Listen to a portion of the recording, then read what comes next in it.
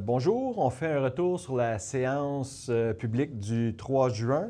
Donc, en premier lieu, on a fait un dépôt du rapport qui s'appelle le rapport du maire sur les faits saillants de l'exercice financier pour l'année 2024. Donc, je vais faire vraiment un rapport très court, mais sinon, les gens pourront y avoir accès dans notre bulletin municipal du mois d'août, qui sortira au mois d'août. Puis sinon, sur le site Internet, il va être aussi disponible à cet endroit-là.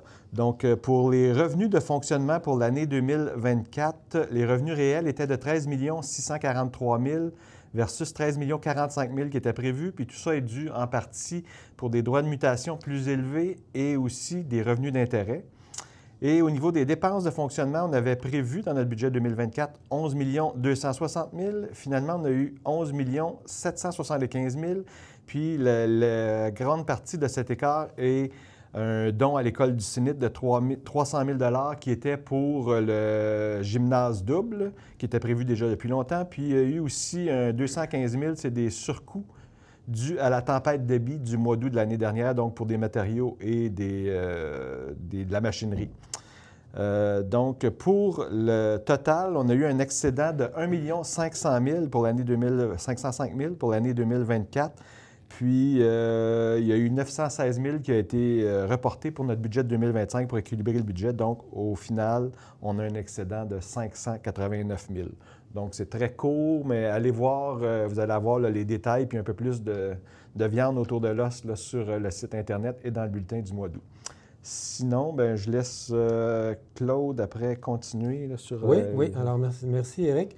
Tout d'abord, il y a été question lors de la soirée hier, de la séance. On a parlé de la 13e édition de la cyclo-sportive Les 100 à B7. Alors, c'est un événement cycliste qui va avoir lieu à Shefford, en fait, les 20 et 21 septembre prochains. On parle de 1500 cyclistes. Il va y avoir 4 parcours. Par contre, il y a un seul parcours qui va venir du côté de Shefford, c'est celui de 50 km. Alors, les 4 parcours sont des parcours de 25, 50, 70 et 110 km. Les départs vont être le samedi et le dimanche à 9 h à partir du Centre national de cyclisme de Bromont.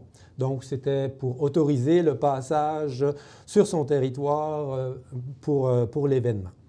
Alors, voilà. Donc, suivant là, dans nos résolutions, il y avait une résolution pour la nomination d'un président pour le comité de démolition, qui est une nouvelle demande là, du gouvernement. Donc, on a nommé Claude comme président du comité de démolition. Donc, j'ai accepté. C'est la bonne nouvelle. Donc, à l'avenir, tous les bâtiments qui ont été construits avant 1940 devront passer au comité de démolition pour voir si c'est possible ou pas d'aller dans le sens de la démolition. À ton tour. À mon tour. Alors, oui, on a parlé également de l'embauche d'un pompier premier répondant. Alors, on a annoncé hier l'embauche de M. Mathieu Bachan à titre de pompier premier répondant pour le service de sécurité incendie. Parfait. Et oui, je peux continuer également. Je vois qu'on parlait de travaux publics pour ce qui est un rapport des travaux publics. Alors, les travaux en régie qu'on fait normalement, qu'on a fait au mois de mai, on parle de travaux de niveleuse, de rechargement granulaire, là-bas poussière que plusieurs personnes attendaient, colmatage de nid de poule. Pour ce qui est des travaux à contrat, plusieurs citoyens ont remarqué le balayage des rues, la démarcation routière pour les lignes sur les rues et le fauchage de bord de route. Pour le mois de juin, donc à venir, à surveiller, on a des travaux d'aménagement du sentier du Zénith pendant la dernière semaine du mois de juin et également des travaux qui ont commencé cette semaine au parc Jean-Paul Foran. On aménage le sentier de la Fougère.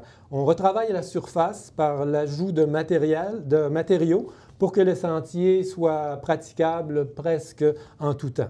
Aussi, petite note en terminant, le terrain de pickleball, les travaux vont bon train. On prévoit le pavage au mois de juin. Alors voilà, ça complète pour les travaux publics. Parfait. Moi, au niveau des loisirs et des communications, j'ai quelques petites notes. Il y aura les inscriptions pour les résidents le 23 juin pour la session des loisirs d'été. Il y a du pickleball gratuit tous les samedis matins au Parc Maher de 9 h à 11 h 30. Pour l'inscription d'automne, c'est là où je me suis trompé tantôt, on va passer à la plateforme Kidigo qui devrait être plus conviviale et plus simple pour les gens, mais il y a quand même un transfert à faire puis une adaptation, mais on va aller vers ça pour l'automne. J'invite aussi tous les artistes à nous faire des propositions pour les Journées de la culture qui auront lieu le 27 septembre. C'est encore loin, mais ça vient vite pour nous. Puis on a besoin d'avoir d'idées là, pour voir comment on pourrait agrémenter cette journée-là. Et puis, finalement, bien, il y a la fête des voisins qui est cette semaine, le 7 juin. Donc, on invite les gens à aller voir sur le site de la municipalité là, pour s'inscrire puis participer à cette fête-là. Puis, si jamais il y avait pluie, il y a possibilité de la remettre le lendemain. Donc, ça fait le tour au niveau des loisirs et des communications. Maintenant, Claude, je pense que oui, tu avais autre peut-être chose. une petite annonce au niveau du centre multifonctionnel pour la disponibilité des toilettes au centre multifonctionnel.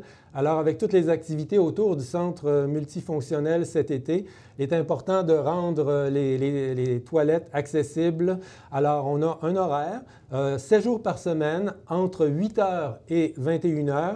Alors, les toilettes seront accessibles. L'accès est par la porte donnant sur la terrasse, côté jeu d'eau et jardin communautaire.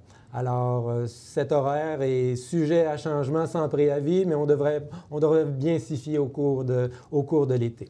Alors, voilà. Parfait. Donc, c'était une courte réunion. On a eu par la suite la période des questions. Il faisait beau, donc on avait moins de monde dans la salle, exceptionnellement. On a souvent beaucoup de monde. Donc, il y a eu 3 personnes qui ont manifesté des questions, dont une par courriel. Donc, je vais laisser Claude aller pour la première question qu'on a reçue. Oui, il y a une personne qui nous a posé des questions concernant les bolards plats que l'on installe sur le chemin Picard, règle générale. Et on a vérifié et effectivement, c'est bien prévu qu'on installe ces bolards-là dans peu de temps. La personne mentionnait aussi la vitesse sur le chemin Picard. On a un afficheur sur le chemin Picard, en fait des afficheurs sur le chemin Picard.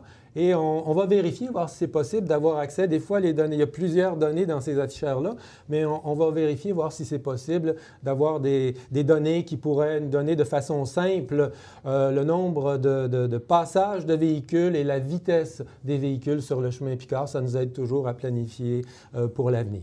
Parfait. Cette question venait de Mme Deshôtels de la rue Picard. On a eu aussi Mme Snyder de la rue Snyder ou Schneider, en tout cas, je ne sais pas comment le prononcer, de la rue Fournier. Elle est venue pour dire plusieurs commentaires qui n'étaient pas des questions. Certains, elle nous a lancé quelques fleurs, quelques petits pots, mais de façon gentille. C'était très bien Sinon, reçu. elle avait une question là, qui était au niveau du développement sur la montagne versus l'impact sur le couvert forestier. Donc, dans les dernières années, on avait quand même augmenté la grandeur des terrains dans tout ce qui est l'espace qui couvre la montagne de Shefford. C'était pour diminuer l'impact, effectivement, sur le couvert forestier. Donc, je pense qu'on a quand même fait des démarches à ce niveau-là, au niveau de la montagne, pour diminuer les impacts, comme je disais. Puis sinon, on a eu un monsieur Sylvain Audette de la rue des Cigognes qui nous a envoyé 2 questions. La première étant: est-ce à cause que nous soyons en année électorale qu'on a recommencé à faire la diffusion, ce qu'on fait présentement, du résumé des séances de conseil après plusieurs années d'arrêt? Bien, premièrement, ce n'est pas plusieurs années. On a arrêté quelque part au mois de juillet l'année dernière, puis on a recommencé, je crois, en février, donc plus ou moins 6 mois d'arrêt, puis c'était pour une réorganisation. Puis là, on le fait strictement à l'interne, comme on le fait présentement pour les diffuser beaucoup plus rapidement le lendemain de la séance, tandis qu'avant, c'était avec la télé communautaire, puis ça prenait quelques semaines, en tout cas 1 semaine ou 2 avant que les gens puissent y avoir accès. Donc, non, ça n'a aucun lien avec la campagne électorale qui s'en vient. Sinon, M. Audet a reposé la même question là, que le dernier mois, qui a été répondu, même là, cette petite émission. Donc, c'était au niveau des membres du conseil qui souhaitaient se représenter. Donc, la réponse a déjà été donnée à ce niveau-là. Là, on l'a déjà faite.